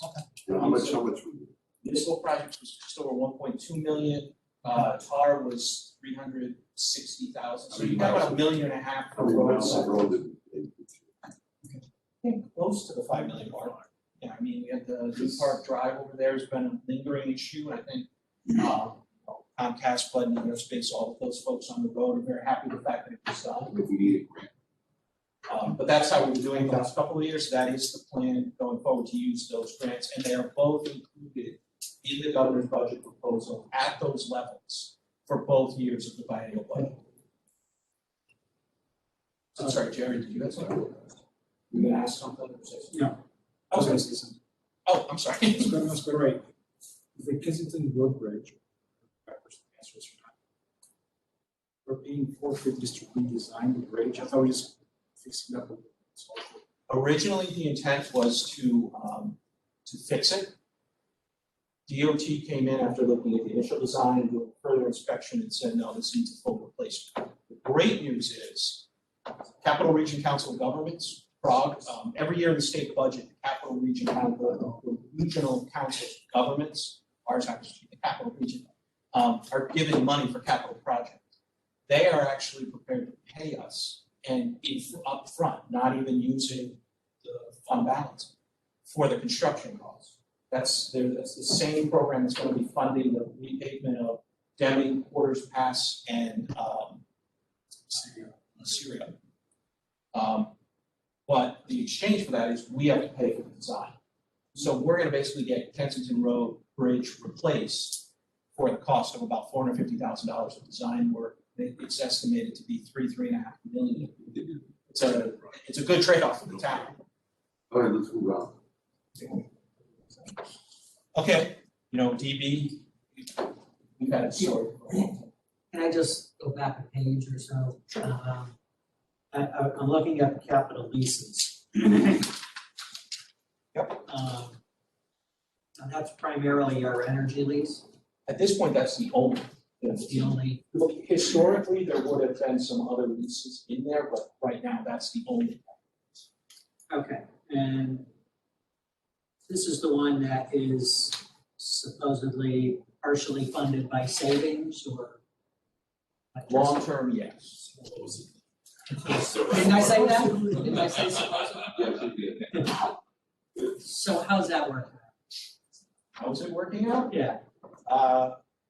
We are achieving the projected savings. In the first few years, it was not anticipated to fully pay for the cost over the long term. However, bear in mind that savings was also assuming increases in energy rates that would then be mitigated by lower utilization.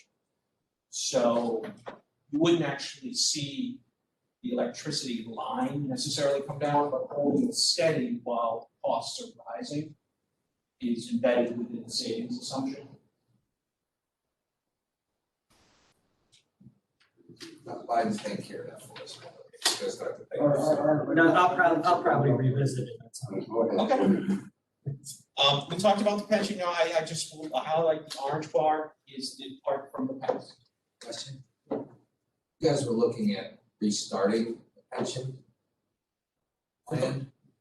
No. We were asked to look. I know, I'm wondering where that went. We have numbers back. We shared them with the council last night. We are continuing to talk with the police right now. What the police are looking for is, I'd say, a richer offering than what the town has worked through. We came back initially with a budget neutral response that was not received as well as we might have hoped. So we went back and visited something that would represent a cost.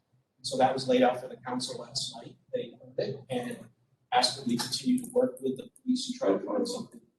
And that will that will never come through, right? That's not Well, something that's. You don't get to vote on it, but the hope would be that you engage. Yeah. I referenced you last night, so I used it. No, I know, but We want your input, What's the cost? it's not depending on what you offer. Right, I mean, we have a proposal that Bradford used, it's a budget neutral model, using the same money that they have. Well, the Branford one had a low cost. We went with budget, 2%, right? they went to a 2% a year payout. And that in the short term would translate to anywhere from 75 to 130,000 near term. Longer term, as the 8 remaining officers who are not part of the DC command roll in, that number gets to be upwards of 200,000 plus. And then that would continue to rise as officers stay, because that's the intent, and their salaries go up, that liability increases. And of course, you have the risk that if interest rates come in below what we're assuming, the town is the difference. I was gonna say, came to the police commission. And part of what what they're trying to solve is to retain police officers so that they can move short time period, seem to be replacing them faster than like. One of the things that we discussed, I'm not a big fan of the defined benefit plan. If you want to have a hook and then does it make sense to have a high defined contribution plan that the town will contribute more if you stay here won't. That's an option you can look at, but at least you know every year what that amount is going to be. With the pension, there's a huge risk that unknown liability. That's what you, yeah. So And whether there's the will to fund it every year. yeah, And that was the problem with the old. and we haven't, and we don't have a good track No, we have a terrible track. I don't know, I mean, both parties never funded. I don't think everybody has to blame here. sorry I asked. All right, I'll go on to capital. I'll the elephant in the room here. We're starting from zero, so everything represents an increase. Zero made sense, unknowns, a lot of unknowns this time a year ago. There's probably fewer unknowns, but still a lot of unknowns even today. But I put this slide up last year, and I just want to reiterate, there are a lot of assets in town. If you were to look in the financial statements, just at the major assets that hit the threshold, it's close to $300 million in gross assets. That doesn't include water. There's just a lot of assets, a lot of offerings. It's part of this. These support a lot of the things that make Berlin a very appealing place to live. But like anything else, we live in New England, rain, snow, sleet, human traffic, road traffic, things deteriorate. So the original request was $12.5 million. Keep in mind that the Board of Ed hired prior consultants to come in, a very good firm, do a lot of the work, and evaluate all of the buildings. So a substantial element of that is items that they identified that need to be addressed in the various school buildings. Some of that is overlapping with the HVAC work, so it's not additive thing, 20 or 30 million, but it is. As a capital committee, we sat down, and thank you for your participation and insights. We sat down and whittled that way down. We focused primarily in two areas. One is public safety, and the other is ADA. Every year we try to do some ADA improvements, but they continue. It's things at the school. It could be bathrooms at the schools. It could be things that probably aren't glaringly obvious to people, but they are important. And we've addressed it. Several of them have been pushed out year after year. So the focus on public safety, fire vehicles, we have a vehicle that was approved and bonded 50% for the down payment, ordered in January. And then going through the discussions, that cadence of reordering or replacing those fire vehicles was pushed out a little bit. Rather than trying to do two the upcoming year, it was how about one, and how about trying to get the down payment. So there was an acknowledgement not just of the need, but also is there a way to relieve some of that financial pressure to do this? But again, these are the vehicles who show up when houses are burning, when there's major accidents and other things. They're responding at some of the worst moments somebody's going to experience. Fire rescue equipment, again, the costs are being split over 2 years. I don't know where it is, but the fire department is taking the police department's AEDs that were replaced a year ago because, correct me if I'm overstating this, they're better than what the fire department has now. So the retired police department AEDs, the defibrillators, are better than what current fire department has. So they're asking to replace those over a 2-year cycle. Again, these are the things that are used in some of people's worst moments. You need a defibrillator. It's not a good moment. I don't know if you want to talk. Tim, I'm sorry, I have 2 questions. You are bored with all this? Yeah, we had discussed doing, trying to spread things out. Doing it, like in sections, instead of just dumping everything in one big, break it out over splitting years. And trying to do it that way, just to keep getting new equipment, but not doing it to the point where we have to break the budget to do it. Or bond, yeah. So, because what COVID kind of forced us into doing it last year, and I thought it worked pretty good. So you're in favor of taking this out of the budget, paying, if you have extra money, are you in favor of I would say when we get right down to the nitty-gritty, we go from there. We talk about like respirators and so. I'm sorry. Are we talking about like respirators or just? Defibrillators. Just Okay. Say Kevin, just, I'm sorry, second I question. did. So from last year, did we get the fire alarm done at Hubbard? It's being designed right now. That's the second school we've done in 2 years. McGee was first because it was having false alarms, and then So we're trying to continue that trend by doing Willard, we're trying to replace the fire alarms in the schools. And the rooftop unit at McGee, did that ever get done? It's also in design, both are in design, they're actively working. I So, don't think they were supposed to come in this year. Just being designed. Well, no, they'll be designed and installed, Okay, they're gonna get it up this year. they just have to design. Because I thought McGee they couldn't do with anybody in school. They'll probably do it in the summer. Okay, I'm asking. so if the budget is put together, I mean, we've made the first payment on one of the fire trucks. When's that gonna get delivered? We can deliver 13 months from January or next February. Okay.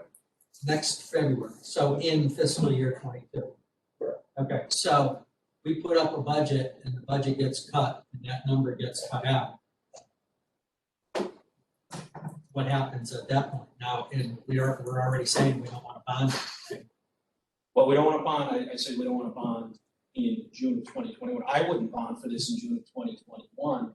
We're not going to take possession until. No, I'm not, no, but I mean, What I would do- I think there's a general sense of we don't want to bond, you know, so. Well, What I'm saying is throwing it out there that if we want to keep to that thought that we don't want to bond, then it's got to be in the budget. So it's one, you know, one or the other. I prefer to bond. We can't, you know, my plan in that scenario, if there's no bonding, then it changes, but the plan would be, we would essentially pay for it with fund balance. It's already been appropriated, so the bond ordinance allows me to spend unassigned fund balance in the general fund and then include it in the June 2022 bond to replenish the general fund and bond the other half. I would bond. But I wouldn't want to do it until that point, because otherwise you're gonna bond now, you're gonna be paying interest for the better No, part when of you the take year delivery. before you even take delivery. And I mean, we had the experience of the police cars, that's a long lead time, 6 months or more. That was elongated because all of a sudden COVID was around, pregnant about sick, and Ford stopped producing. And they were making ventilators. Yeah. I'm not saying it's a wrong choice for them, but Even the cars we ordered in July, we haven't seen them yet. We're still waiting for them to get here. so I wouldn't want to bond in June of this year, No, no. because I don't know when it's coming in February. Well, I get the signatures. I don't think, well, to do the things, the reason I said take the year off is because those items are on the horizon. Honestly, even if you just do one, I'm not sure how we would do air quality at the schools without bonding, or just the tax increase. $2 million Yeah, we got the board of ed money, so we can go with that. What, not bonded? Yeah. You wouldn't bond the fire truck? Or not? Let's wait until, yeah, let's see. So when it comes to, let's see where we are next June. So you can see that we talked about Willard, school vans, I mean, they have taken more vans off of the road than they've put on. If it hits a point where the board is not comfortable, where the mechanics are looking at this question, they're gonna take the van off, and they're gonna have to figure out other things. We're talking about vans that are 20 years old, we're talking about vans that are 100, 120,000 miles or more, to transport kids every day. So many bands would do this. In this scenario, we would look to do two. This is funding for 2 lift vans, if you put it in, you gotta assume about 55. Elevator at the town hall, the parts becoming increasingly difficult to find. It is, if you actually watched it, I was surprised the number of people who go up and down on that. It's actually used quite a bit, and we need to make sure that it's safe. So the idea here is that's been pushed out a couple of years, but we'd like to upgrade that. The cart would stay because it's solid, but the mechanicals that would be upgraded from the 1970s. And then ADA around the town and Board of Ed. And I don't know if there's any specific questions. I know Mr. Simons is here. That's him in knowledge of a lot of these questions. Okay. You want to say anything, or?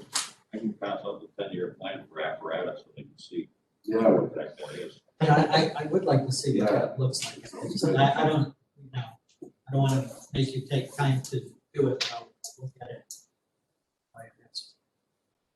Well, while he's doing that, if you want, I'll keep going. Keep going. And we got here. Okay, keep going. Transfers, these are all consistent with prior year, the energy lease payment, plan of conservation and development is actively in the works. Reval, we would like to go back, as I said last year, to outsourcing the reval. I think there's an element of productivity for the assessor in his office, and also a little separation. Yeah, it would be smart, Residents. it would be smart. Continued efforts with business continuity, that proved to be critical money during the COVID crisis. And then the pension health insurance administration, those are just costs for the actuaries and other things. So we will fly through this part, and I will turn it back over to Brooke.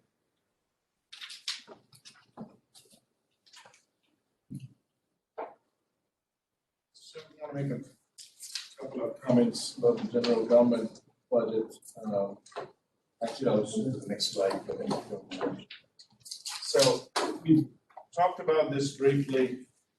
I just want to highlight some of these things. The $200,000 contingency, I know we took it out last year, but it did help immensely to get out.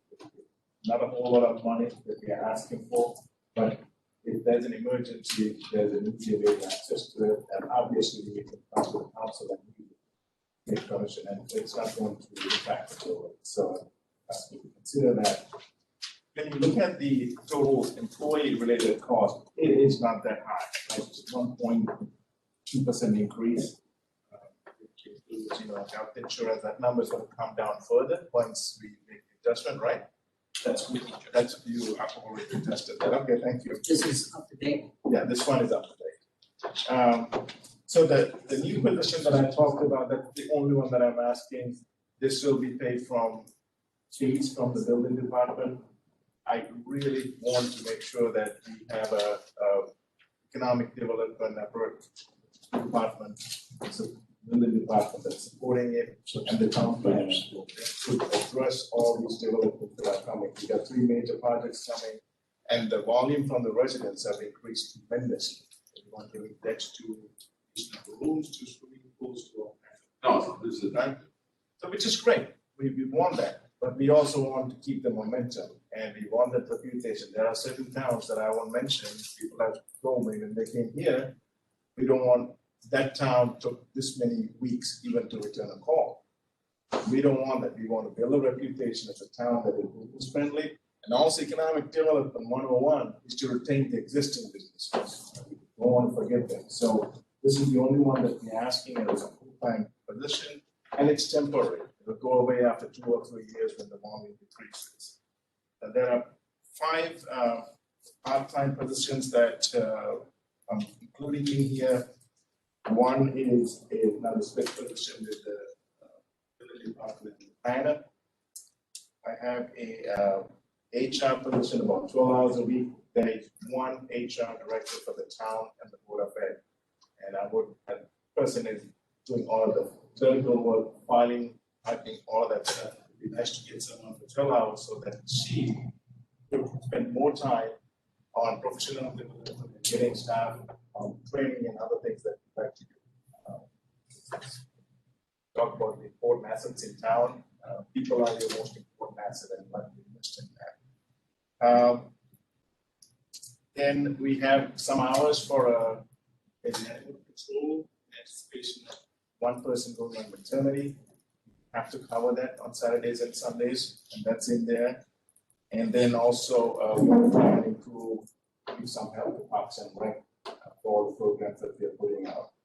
So those are the incremental, budget requests that we are including in here. And some of the other things that are in here, like the electricity, it's up here just now.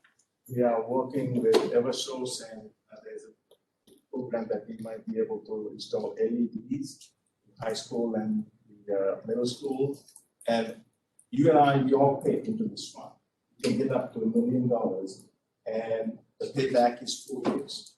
Once it's done, it's all savings, and we're looking into that. So that number might change if we actually get going with this.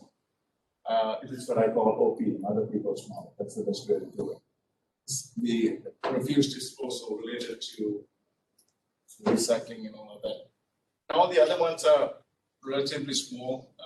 Legal expenses have gone up, litigation, we're having a little increase in there. Things like tax refunds, just adjusting the budget, just had a little bit of an increase in the operating materials for Raj and other town operations. Irrigation, I think those things are paid by fees itself, so there's no impact for that. And we have some money that we want to invest in economic development in motion. We need to market this down, get it out so that without days, is that we will try and do that. I think there's a momentum right now. Then regular replacement of computer equipment, and, funding of the school security. So went through this very quickly, but it's not a whole lot of crazy requests that we asked in terms of. So about a month ago, there was discussion at the council meeting that we're switching from HMO to S insurance.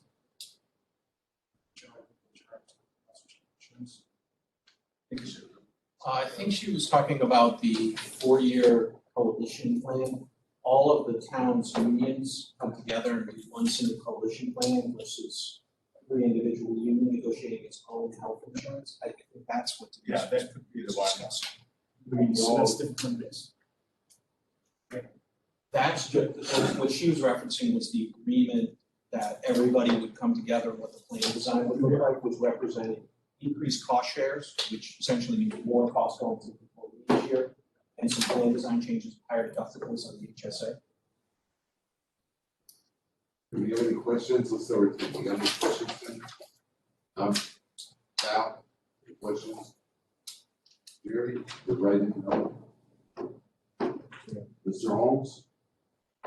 The only other thing we have to say, water control, just because you know it, barely changing, but there are capital items coming up that are. You know what, he's doing a wonderful job. Yes. He really is. I'm serious. I am too. It's Considering all fantastic. the stuff, all the pipes that rotted under the ground or whatever. It's very good. I think if I just have one question. The technology department. Are you adding department head or not missing? No, this is Brian Farber's, Farber's. So we had a IT director, she retired. We filled that position as a IT director, but it's not a new position, it's an existing position. And Brian, who was the IT president, he applied for the position, so we'll be replacing that position at a lower rate as well. Sally, you're probably looking at the large increase in Well, I mean, it technology. shows 0 for 2021 and it shows 112,932. The position is listed on the mid-manager line. What Arosh did was actually, he's in the process of consolidating technology into the technology department. So what happened is Brian's position, as you mentioned, went forward, internal position, is transferred over from the police department. So if you were to look in the police department on the mid-manager line, it would be zeroed out in this year's budget. So it's and actually at your, not your next meeting, actually the meeting after, I will be coming back because April 1st is the first time I can do a cross-department transfer to actually move that money from the PD to IT. Do we have any questions for Mr. Simon? Thank you. I do have a question, Go ahead. not for Mr. Simon. Mr. Town Manager, will you be at our next meeting on March 10th? No. Yes, sorry, go ahead, Okay. Jerry. What about the next? I just wanted to make sure you were, because I expect that at that meeting where you go through Yeah. departments like we usually do. Yes, but And there will be more questions on it. Oh, okay, yeah. I just wanted to make sure you were gonna be there. So your next meeting is Tuesday, Tuesday. the regular meeting, which will be in the town council chambers. And then you have a workshop next Wednesday and the following Wednesday, the 10th and 17th, both in town council chambers. You'll be the That's only the one one that's live unless you want me to invite someone in, but everybody will be on. and we were talking, the council, the mayor Would like would to like to come. join Be the remote. Yeah, remote on the 10th for maybe 20, 30 minutes to fulfill our obligation by the charter, that they're gonna just share their, insight on the budget that they've done in 3.5 years. So. We have a workshop on St. Patty's Day. I'm bringing beer. Yeah, this Where are you gonna get beers? What kind? You know, he said that one time, Kate Wall called me up on the first board of finance meeting, he said, I'm gonna bring beer. She called me up and she says, You want to Mr. adjourn Holmes first? cannot bring beer. So, yeah, we gotta. So we gotta bring Paul coffee mugs. Yeah, coffee mugs. Can I have a motion to adjourn? No motion to adjourn. Second. All in favor? Excellent. Guys, can I have you for 1 minute? Because I know he didn't know what he was. Yeah, I don't know what we're Discuss the talking about. The transition academy, let me explain this, because I spent an hour on the phone this morning with Jeff. Mark, hold on, let's go. Shut it over. Because this is like.